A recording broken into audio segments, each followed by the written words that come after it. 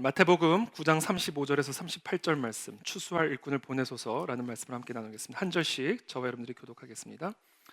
예수께서 모든 도시와 마을에 두루 다니사 그들의 회당에서 가르치시며 천국 복음을 전파하시며 모든 병과 모든 약한 것을 고치시니라.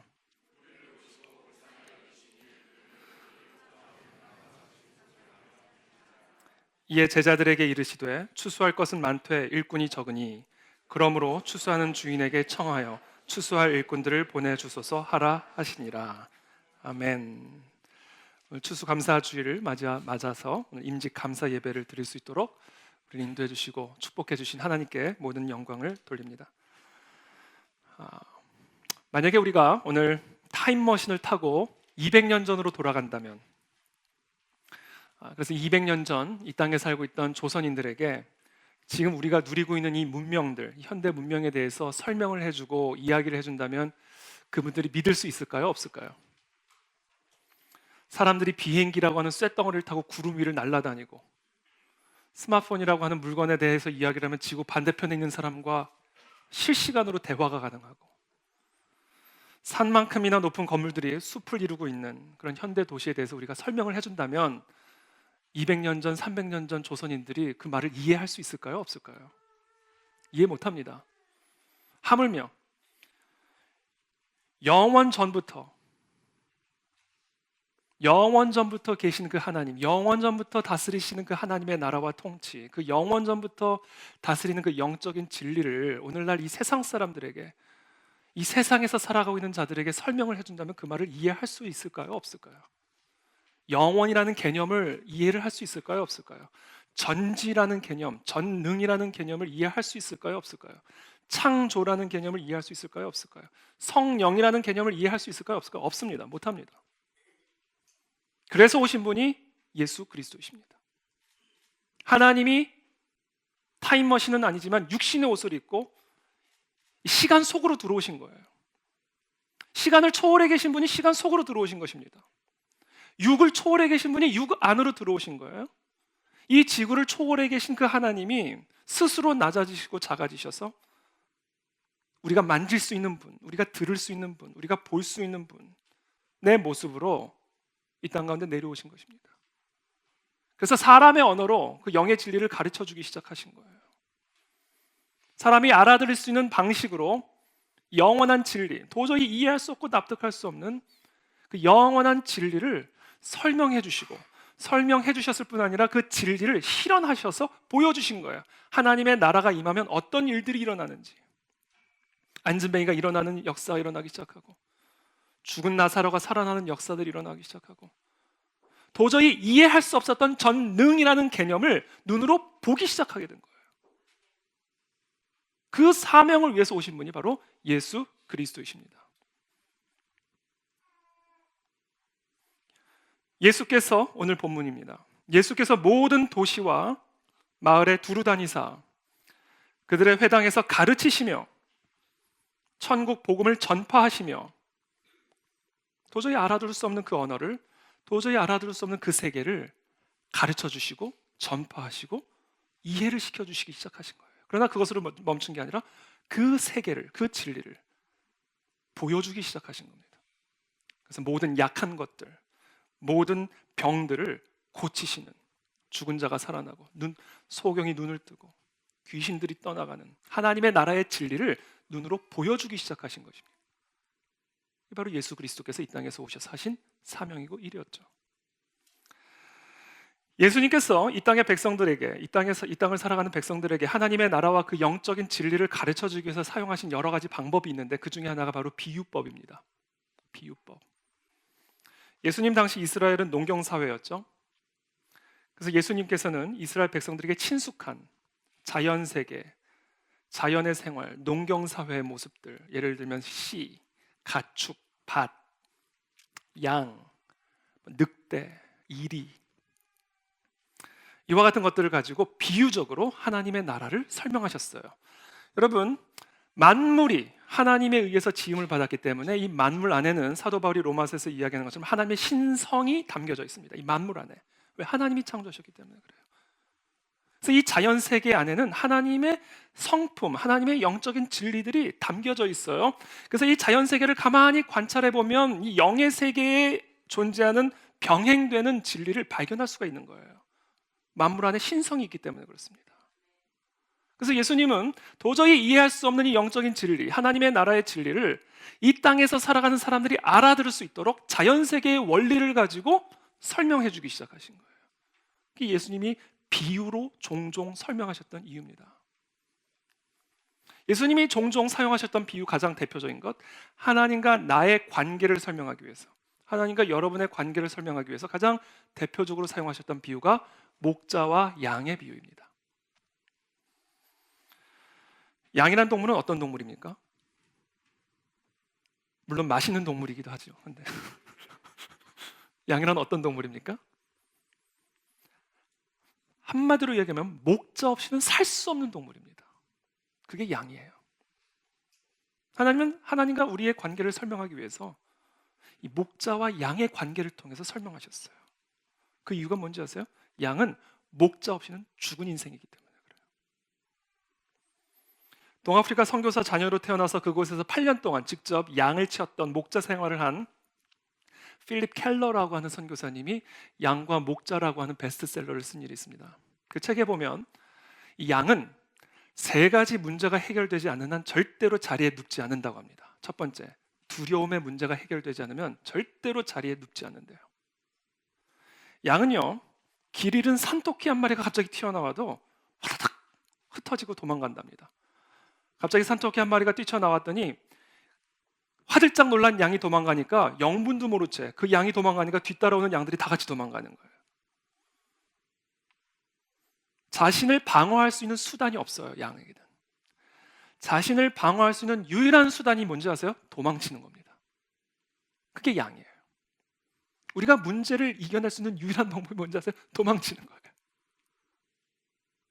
도망친다고 도망쳐집니까? 여러분, 양의 다리는요, 쉽게 말하면 숏다리죠. 뛴다고 뛰는 게 아닙니다, 그 다리가. 그 몸을 가지고 뛰는 게 아니에요. 도망친다고 도망쳐지는 게 아니에요. 도망친다고 도망치지만 도망칠 수 없는 존재가 양이라는 존재예요.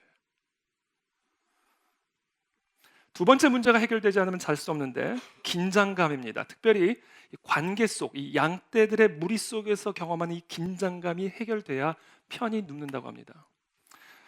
인간 사회와 마찬가지로 동물 사회 안에도 지배 질서와 위계 질서가 있다고 합니다.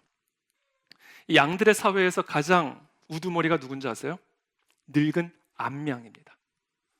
이 늙은 암양은 자신이 원하는 목초지나 휴식처를 발견하면 그곳에 있는 양떼들에게 달려가 가지고 들이받는데요. 그리고 그곳에서 내쫓는다고 합니다. 그래서 거기서 자기가 안식처를 삼는다는 거예요. 이 늙은 암양은 자신들이 거느리는 세력이 있대요. 그래가지고 그렇게 자기가 원하는 자리를 가서 들이받고 내쫓고, 그러니 얼마나 양들이 한이 많겠습니까?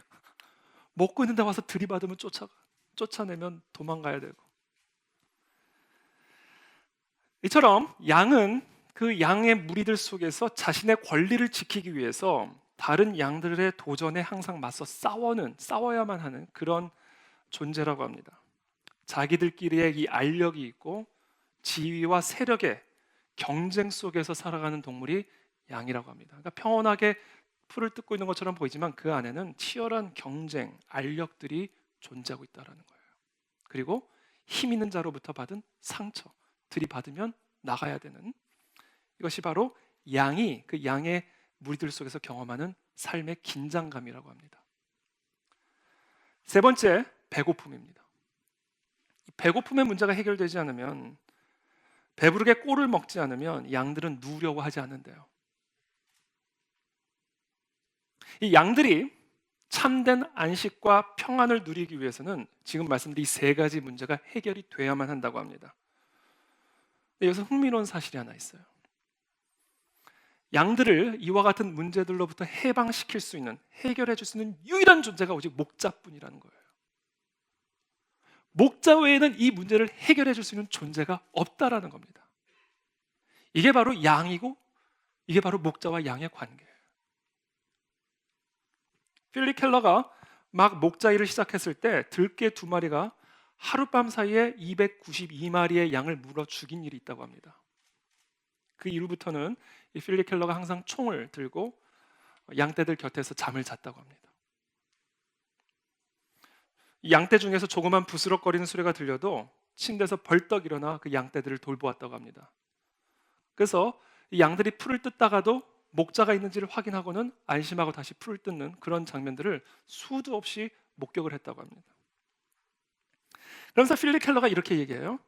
자신들 곁에 목자가 함께 있어준다는 사실 그 자체보다 양들에게 더 큰 평안을 가져다 주는 것은 없었다. 이게 바로 목자와 양의 관계고 목자 대신 그리스도와 저와의 관계다라는 겁니다. 우리들도 이와 똑같아요. 우리 삶의 겁, 우리 삶의 두려움, 알 수 없는 미지의 공포들, 이것들을 없애주기 위해서 우리에게 필요한 단 하나가 있다면 그것은 바로 목자 되신 그리스도께서 나와 한 배를 타고 계시다라는 의식입니다. 이 의식. 이 의식을 대체할 수 있는 건 존재하지 않아요. 예수님과 함께 한 배를 타고 지난주에 설교한 것처럼 갈릴리 호수를 건너는데 느닷없는 폭풍우가 불어닥치죠.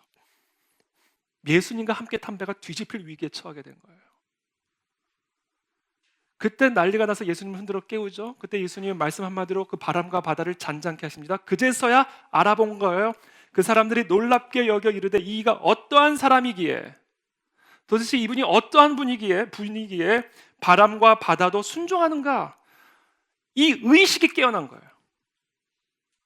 지금 내가 함께 한 배를 타고 계신 이 분이 어떤 분인지에 대한 의식이 깨어난 겁니다. 이 의식을 대체할 수 있는 게 없다라는 거예요, 이 세상에. 이 의식만 깨어나면 바람과 바다가 배를 뒤집힐 것 같아도 이 의식만 깨어있다면 우리는 안심하고 누울 수 있다는 거예요. 이게 바로 양과 목자의 관계다. 저는 오늘 이 아침에 저와 여러분들에게 이 의식이 회복되고 살아나게 되기를 축복합니다. 온 하늘과 땅을 말씀으로 다스리고 통치하신 그 예수 그리스도가 나와 한 배를 탄 운명 공동체라는 이 의식이 저와 여러분들을 안심하고 그 자리에 누워 쉬게 할 수 있다. 그게 바로 우리예요. 우리 양입니다. 양.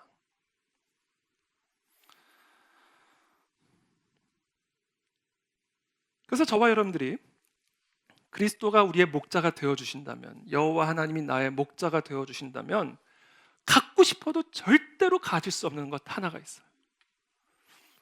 그리스도와 한 배를 타는 순간, 그리스도께서 내 목자가 되어주시는 그 순간부터 우리가 그렇게 갖고 싶어도 절대로 가질 수 없는 게 하나 있는 게 뭔지 아세요? 부족함입니다. 저와 여러분들은요, 그리스도가 우리의 목자가 되어주시는 그 순간부터 갖고 싶어도 가질 수 없는 것, 부족합니다. 우리는 부족함을 가질 수 없는 존재입니다, 여러분. 믿으십니까? 부족함을 가질 수 없는 존재예요. 부족함을 느끼세요? 예수 그리스도를 의식하십시오. 그분이 나와 함께 하심을 의식하십시오. 그분이 나의 목자요, 꼴을 먹이시는 목자이심을 의식하세요. 그럼 부족함이 사라지죠. 부족함이 나오는 이유는 의식이 부족해지고 있기 때문이에요.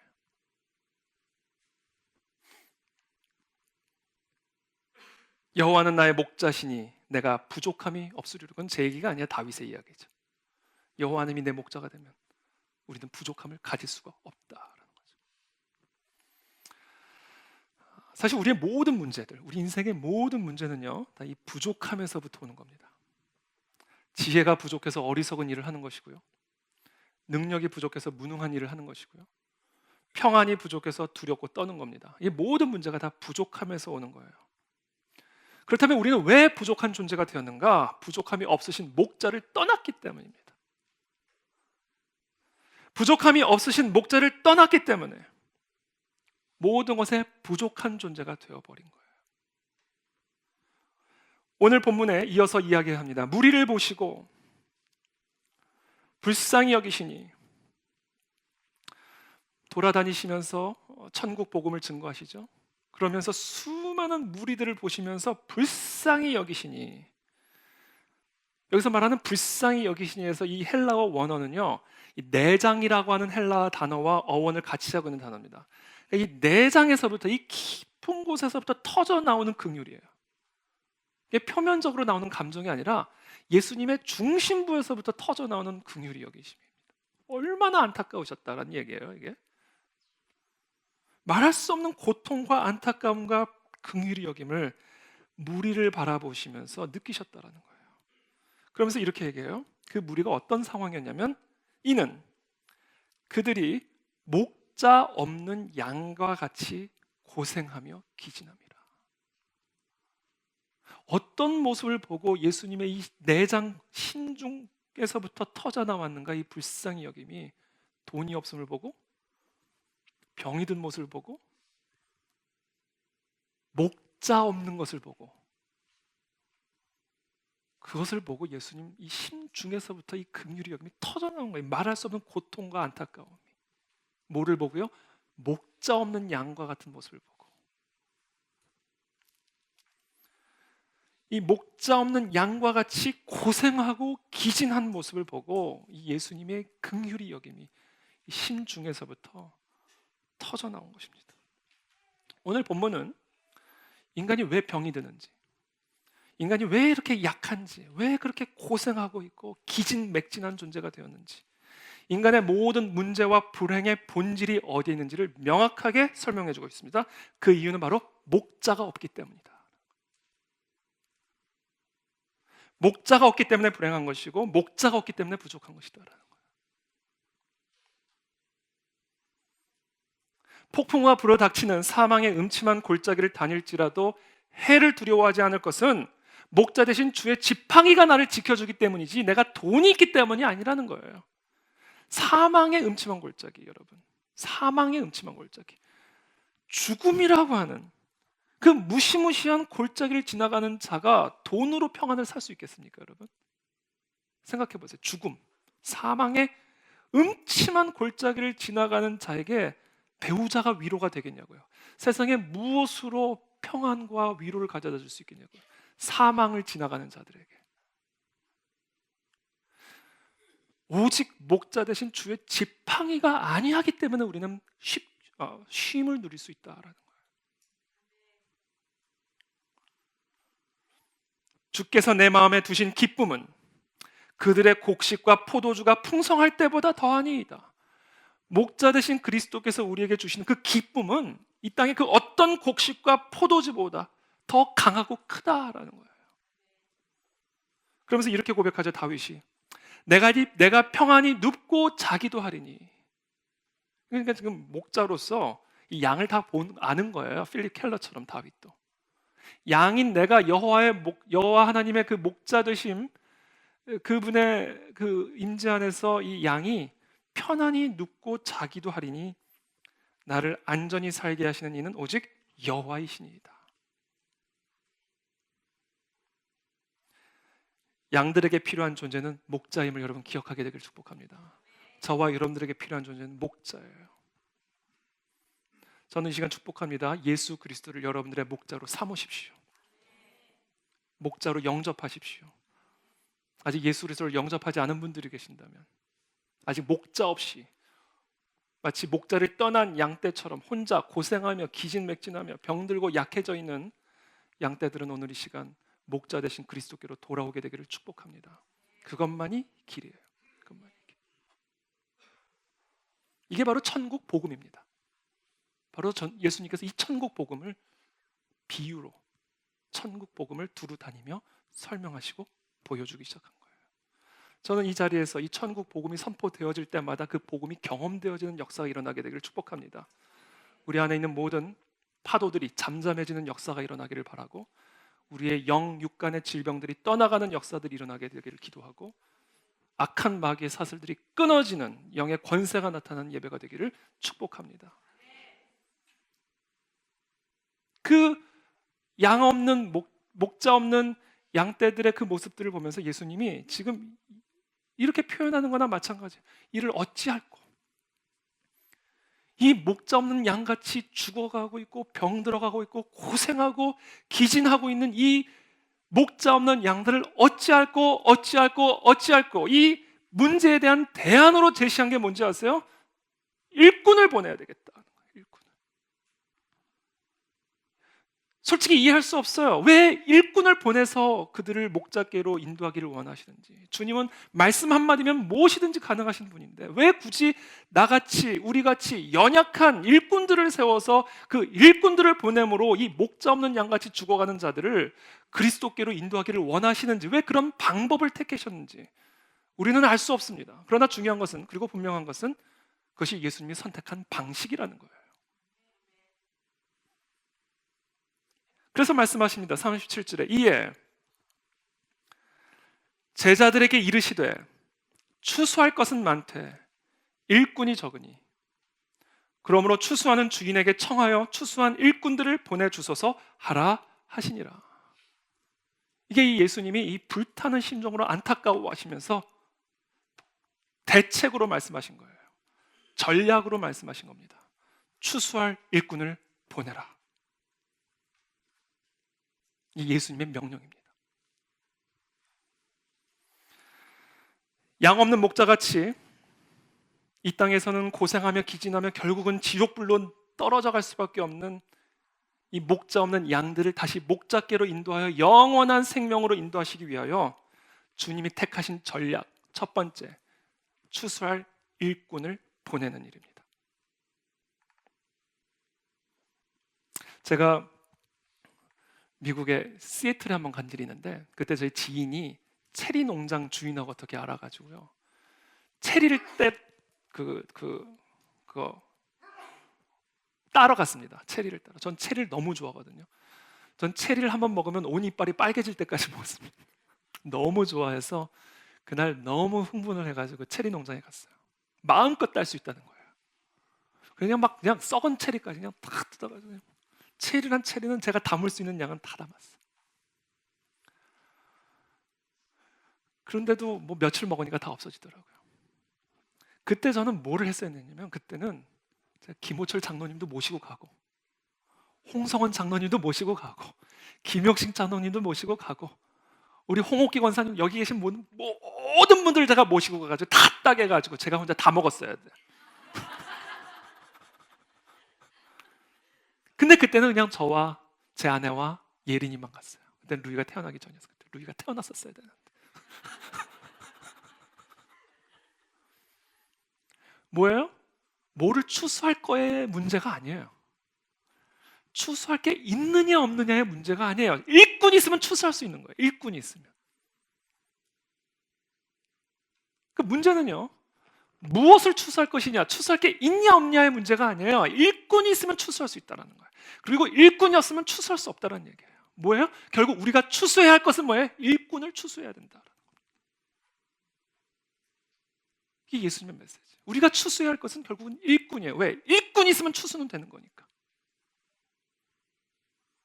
일꾼이 없는 게 문제라는 거예요. 지금 일꾼, 추수할 수 있는 일꾼이 없기 때문에 추수를 못한다는 거예요. 이 예수님의 이 안타까운 호소를 우리가 들어야 됩니다. 지금 이 본문에서.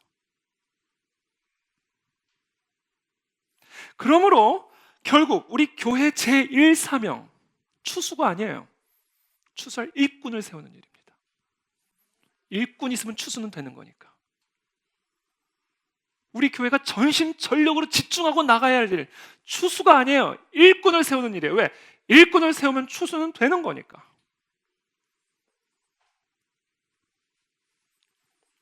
우리는 이것을 제자 훈련이라고 부릅니다. 제자 훈련.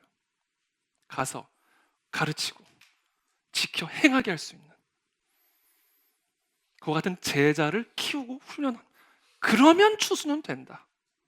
이게 예수님이 택하신 전략이고 방법이에요. 저 우리 교회 진리교회 모든 성도들, 그리고 오늘 타 교회에서 오신 모든 성도들이 추수할 수 있는 일꾼으로 세워지게 되기를 축복합니다. 이게 예수님의 마음의 중심에 불타오르고 있는 예수님의 소원이에요. 그리고 그것이 우리 교회의 중심에 불타오르고 있는 우리의 비전이 되어야 됩니다. 근데 추수할 수 있는 일꾼은요, 그냥 만들어지는 게 아니에요. 교회 생활을 오래 했다고 해서, 성경 공부를 열심히 한다고 해서 추수할 수 있는 일꾼이 되는 게 절대로 아닙니다. 추수할 일꾼이 되기 위해서는 반드시 훈련을 받아야 돼요. 반드시 예배만 보고 흩어지는 군중을 만드는 게 아니라 정말 영혼을 추수할 수 있는, 악한 마귀와의 영적 공격을 통해 영적 공격을 승리하여 그들을 그 마귀로부터 구출해낼 수 있는 이 영의 권세를 가진 일꾼으로 세워야만 우리는 추수할 수가 있습니다. 이게 예수님의 전략이에요. 추수할 일꾼을 훈련하여 보내는 거예요. 두 번째 전략입니다. 예수님의 두 번째 전략. 그것은 추수할 수 있는 한 일꾼에게 집중하는 거예요. 예수님. 대중이 아니라. 대중을 상대로 하는 게 아니라 추수할 한 일꾼에게 전심전력을 쏟아부어서 그 한 일꾼을 진짜 일꾼으로 세우는 일에 전심전력을 다하는 겁니다. 예수님은요, 따지고 보면 공생의 3년 동안 겨우 12명의 성도들을 데리고 개척교회 하다가 승천하신 분이에요. 그걸 보면 우리 교회는 대형교회입니다. 예수님은 평생이라 봐야 공생의 3년이지만 공생의 3년 동안 그냥 12명, 얼마나 많은 무리들이 따라다녔습니까? 그런데 그냥 그 12명에게만 모든 것을 쏟아부었어요. 그리고 그 모든 것을 받은 그 12명이 세상을 뒤집어 놓는 거예요. 한 사람 전략입니다. 예수님의 전략은 100명, 200명, 2000명, 2만 명이 아니에요. 한 사람 전략. 그 한 사람에게 쏟아부었더니 그 한 사람이 천을 이루고 만을 이루기 시작하는 거예요.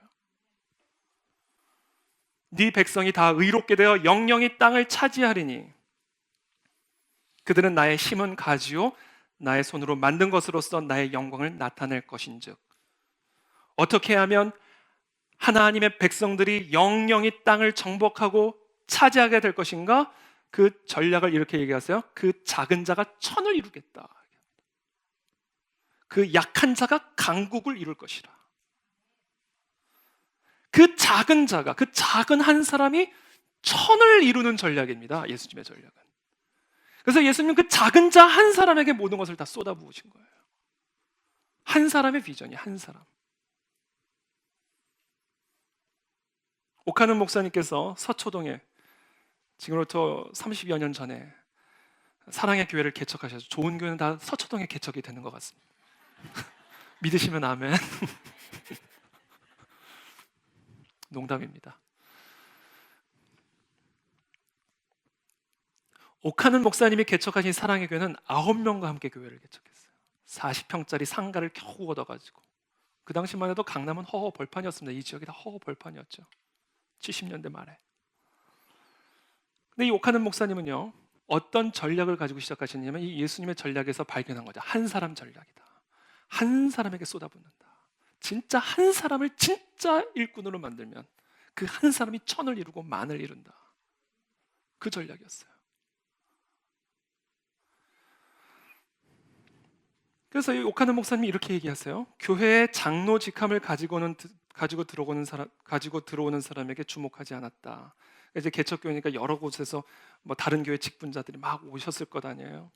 근데 교회 다른 직함, 어떤 장로든 권사든 다른 교회에서 어떤 직분을 가지고 들어오는 사람에게 주목하지 않았다. 또 많은 가족들을 거느리고 들어와도 주목하지 않았다. 나는 나와 함께 소그룹에서 제자 훈련을 받으며 눈물을 쏟고 거듭나는 변화를 체험하는, 그리고 주님을 기꺼이 섬기기를 원하는 그 사람에게만 주목했고 그 사람하고만 동역했다. 이렇게 얘기합니다. 많은 사람들이 있지만 소그룹 안으로 들어와서 함께 훈련을 받으며 심령의 변화를 체험하고 기꺼이 주님의 나라를 위해서 헌신하고자 하는 일꾼이 되고자 하는 그 한 사람에게만 주목을 했고 그 사람하고만 동역을 했다라는 거예요. 이게 예수님의 전략입니다. 이게 교회의 전략이에요. 소그룹으로 들어오시게 되기를 축복합니다. 세 번째 전략이 있습니다. 세 번째 전략. 예수님의 세 번째 방법이 있는데요. 첫 번째는 추수할 일꾼을 보냄으로 목자에게로 돌이키는 일이고, 두 번째는 한 추수할 일꾼을 집중하여 훈련시키는 일이고, 마지막으로 세 번째, 그 한 사람을 앉혀놓고 말씀 훈련을 시키는 일입니다. 말씀 훈련. 여러분, 추수를 하려면 뭐를 해야 되죠? 추수를 하려면 뭐를 해야 되죠? 씨를 뿌려야죠. 씨를 뿌리지 않고 어떻게 추수를 합니까?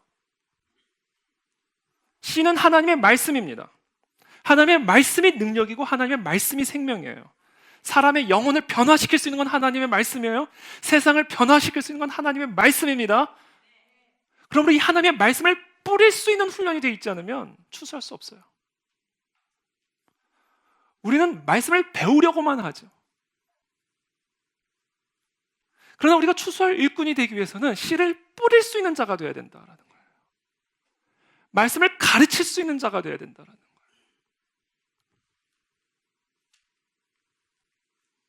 이 말씀을 가르치는 자가 되기 위해서 우리가 반드시 필요한 거 있어요. 자기가 먼저 말씀의 능력을 경험해야 돼요. 말씀의 능력을 경험해보지 못한 자가 어떻게 말씀을 가르칠 수가 있겠습니까? 추수할 수 있는 일꾼이 되기 위해서는 씨를 뿌릴 수 있는 자가 되어야 되고요. 씨를 뿌릴 수 있는 자가 되기 위해서는 그 씨의 능력을 경험한 자가 되어야 돼요. 그 씨의 능력 때문에 내 심령이 변화되는 것을 체험해야 됩니다. 그 자만이 추수할 수 있는 일꾼이 될 수 있다. 그래서 내년 한 해는요, 이제 벌써 올 한 해가 다 가는데, 내년 한 해는요, 우리 교회의 이 양육체계, 이 하나님의 말씀 훈련을 세워가는 한 해가 될 겁니다. 지난 2년 동안은 저와 우리 교회가요, 다른 건 정말 아무것도 안 했어요. 오직 기도와 말씀에만 집중했습니다. 그냥 모여서 기도하고 말씀만 우리가 함께 나누었어요. 예배 때도 마찬가지예요. 불필요한 거 다 없어요. 그냥 기도와 말씀입니다. 우리 집은 그래서 기도하는 집이에요. 우리 집은. 그렇잖아요. 근데 그것만 했더니 예배당이 생기기 시작하고, 그것만 생각했더니 동서남북에서 보배와 같은 일꾼들이 모이기 시작하고, 그것만 했더니 오늘 드디어 6분의 임직을 추수하는 열매를 맺게 된 거예요. 이것만 하면 되는 거예요. 이것만 하면 하나님이 하시는 거예요. 앞으로도 계속입니다. 우리는 앞으로도 계속해요. 이제 더 나가야 돼. 한 단계 더. 이제는 이 분들이 가르칠 수 있는 자가 돼야 돼요.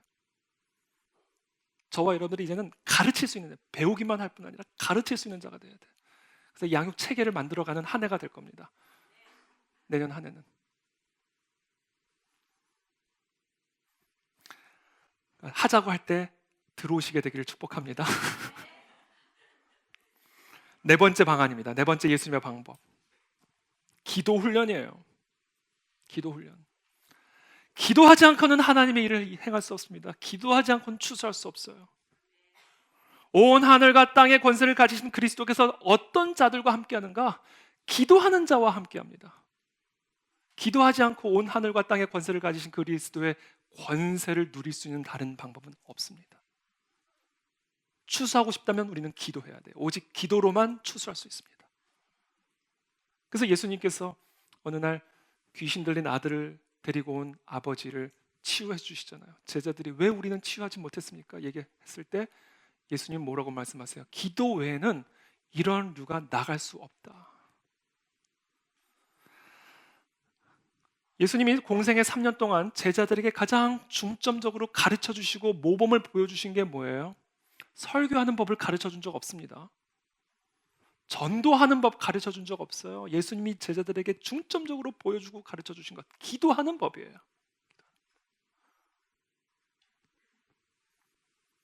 추수할 일꾼은 추수를 방해하는 마귀와의 싸움에 능한 자가 되어야 합니다. 사람들의 영혼을 그리스도께로 인도하지 못하도록 온갖 간계한 속임수와 공격으로 방해하는 사단 마귀를 제압하는 영적 권세가 없이는 우리는 추수할 수가 없어요. 바로의 압제에 있던, 애굽의 압제에 있던 이스라엘 백성들이 출애굽하기 위해 10번을 바로가 10번을 들었다 놨다 하잖아요. 그 바로의 그 영적 공격을 뚫을 수 있는 기도의 권세가 없으면 우리는 절대로 출애굽 못 시켜요. 그 모세가 그 10번을 바로와 상대하는 모습을 보십시오. 그게 저절로 그냥 할 수 있는 게 아니에요. 기도의 훈련, 기도의 능력으로만 우리는 끊임없이 우리들을 끌어내리고 목 잡는 양떼처럼 유리방황하게 만들고자 하는 이 악한 원수들을 대적할 수 있는 하늘의 권세를 가져야만 우리는 추수할 수가 있습니다. 그리고 이런 이유는 기도 외에는 다른 방법이 없다. 저는 우리 모두에게 이 기도의 영이 부어지게 되기를 축복합니다. 모일 때마다 기도하고 헤어질 때마다 기도하고 새벽마다 기도하고 밤마다 기도하는 그와 같은 그리스도의 몸된 교회가 되기를 축복합니다. 마지막으로 5번째,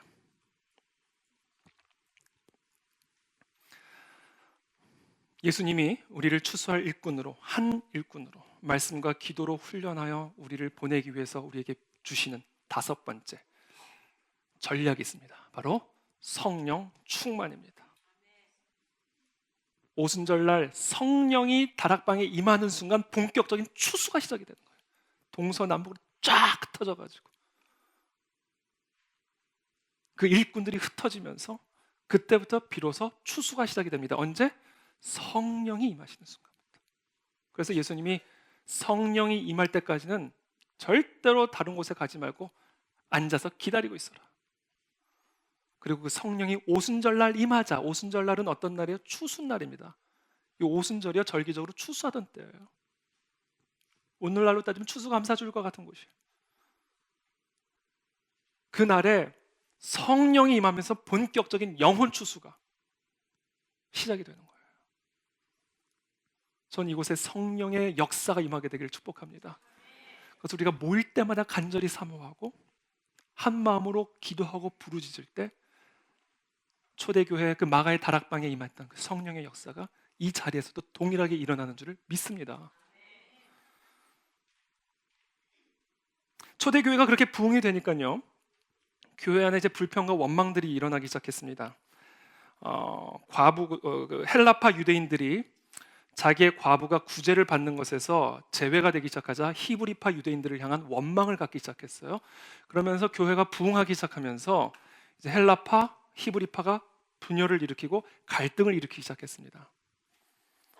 그때 사도들이 제자들에게, 그 초대교회 성도들에게 다음과 같이 제안합니다. 형제들아, 너희 가운데 성령과 지혜가 충만하여 칭찬받는 사람 7을 택하라. 그리고 이 성령 충만한 7사람을 택했더니 모든 문제가 해결이 되고 교회는 급격하게 부흥이 되는 일들이 일어나기 시작합니다. 여러분, 교회는요, 담임 목사 한 사람이 성령 충만하다고 해서 성장할 수 있는 게 아닙니다. 성령 충만한 장로, 성령 충만한 권사, 집사와 함께 동역해야만 교회는 성장할 수가 있고요, 추수할 수 있는 군대가 될 수 있습니다. 우리가 대형 교회를 목표로 삼는 것은 아니지만 선어 가정으로 시작된 이 개척 교회들이 수천 명, 수만 명의 교회로 성장했을 때에는요, 무슨 이유가 있는 겁니다. 그 핵심적인 이유가 뭐였는지 아세요? 성령 충만한 담임 목사는 기본입니다. 이거는 성령 충만한 담임 목사는 기본이고, 그 성령 충만한 장로, 권사, 집사들이 이 담임 목사의 영적 리더십을 중심으로 하나가 되어서 담임 목사가 소신껏 일할 수 있도록 뒷받침하면서 뚫고 나가는 거예요. 이게 초대교회의 부흥의 비결이고, 이게 원리입니다. 부흥의 원리. 여러분, 제가 한 20분 정도, 한 40대 우리 목회자들, 담임 목회자들과 이렇게 모임이 있는데요, 얼마나 힘든 스토리들이 얼마나 많은지 몰라요. 100년 된 교회, 80년 된 교회, 40대 목회자가 이제 부인돼가지고 눈물 없이는 들을 수 없는 스토리들이 얼마나 많은지 모릅니다. 성령 충만한 담임 목사 잡아먹는 장로들이 얼마나 많은지 아세요? 타겟이에요. 성령 충만한 담임 목사 잡아먹는 장로들이 얼마나 많은지 모릅니다. 마귀랑 싸우랬더니 마귀랑은 안 싸우고 성도들끼리 싸우는 권사, 집사들이 얼마나 많은지 아십니까? 이 성령 충만하지 못한 직분자들 때문에, 성령 충만하지 않은 직분자들을 직분을 줘가지고 교회가 아수라장이 되고 교회가 한 방향으로 나가지 못하고 갈짓자를 걷다가 그냥 그 자리에 주저앉아 버리는 거예요. 아무것도 못하고. 그러니까 담임 목사 한 사람 성령 충만해서는 안 돼. 성령 충만하지 않은 담임 목사는 할 얘기도 없습니다. 그거는요. 할 얘기도 없는 거야, 그거는. 근데 담임 목사 한 사람이 성령 충만해서도 아무 일도 못해요. 성령 충만한 임직자들이 없으면. 그런 의미에서 오늘 임직을 받으신 우리 장로님, 권사님, 집사님들 기가 막힌 분들입니다, 여러분. 박수. 기가 막힌 분들, 기가 막힌 분들. 우리 김용식 장로님. 김용식 장로님의 트레이드 마크는요, 너그러움이에요, 너그러움. 정말 인자함. 그 앞에서 어떤 실수를 해도 용납받을 것 같은. 한번 해보세요, 나중에. 어떤 실수를 해도 품어줄 것 같은 그런 분입니다. 여러분, 원로는요, 너그러워야 돼요. 왜 남유다 북이스라엘이 깨졌습니까? 여로보암이 노동 좀 감해달라고 르호보암에게 얘기했더니 원로들은 그렇게 해주라. 그렇게 했으면 깨지지 않았어요. 원로들은요, 마음이 태평과 같이 넓어야 됩니다. 웬만한 건 다 받아줘야 돼. 그런 분이에요, 우리 김용식 장로님. 강하게 수긍하는 표정이십니다. 우리 홍성원 장로님, 우리 홍성원 장로님 어떤 분이시냐면 지혜가 충만하세요. 지혜가 많으세요. 우리 김용식 장로님이 지혜가 없다는 얘기가 아니고 또 홍성원 장로님이 너그럽지 않다는 얘기가 아니고 굳이 하나만은 지금 트레이드 마크를 끄집어내야 되니까 제가 아주 어렵게 하나를 끄집어낸 거. 한두 가지가 아닌데. 지혜, 지혜. 어려운 일 있으면 홍 장로님께 가십시오. 솔로몬의 지혜. 또 우리 두 분 권사님도 이건 참, 바다를 먹물 삼아도 하늘을 두루마리 삼아도 두 분은요, 쌍둥이 같은 분이세요. 어떤 면에서 쌍둥이 같은지 아세요? 천사 같은 면에서 쌍둥이 같은. 두 분은 천사예요. 날개 없는 천사. 혹시 모르죠, 날개가 있을지도. 날개 없는 천사입니다. 얼마나 기도하시는지, 얼마나 하나님 사랑하시는지, 얼마나 겸손하신지, 이 두 분 천사십니다. 그래서 권사로 부르기 좀 그러면 천사로 부르셔도 돼요. 우리 이수경 천사님, 강은주 천사님, 네, 너무 귀한 분들이죠. 또 자녀들을 얼마나 귀하고 훌륭하게 또 양육하셨는지 모릅니다. 우리 두 분 안수 집사님, 우리 김희선 집사님은 섬김의 여왕입니다. 섬김의 여왕. 우리 새가족 사역을 담당하고 계시는데 새가족들이요, 한 번만 오면 탁탁 들러붙어요. 자석에 자석. 한 번 오면 그냥 달라붙어 버려요. 얼마나 잘 챙겨주시는지 몰라요. 우리 허은영 집사님, 허은영 집사님은요, 열정으로 불타오르는 분이에요. 열정.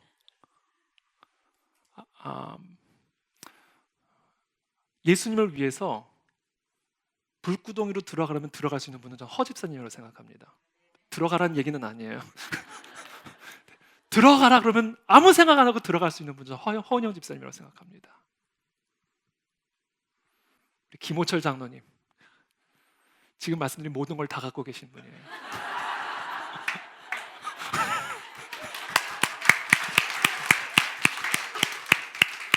정말입니다. 정말이에요. 저 얼마나 든든하겠어요? 저 얼마나 든든하겠습니까? 할 말은 많지만 오늘 이것으로 제가 오늘 설교는 마무리를 짓고요.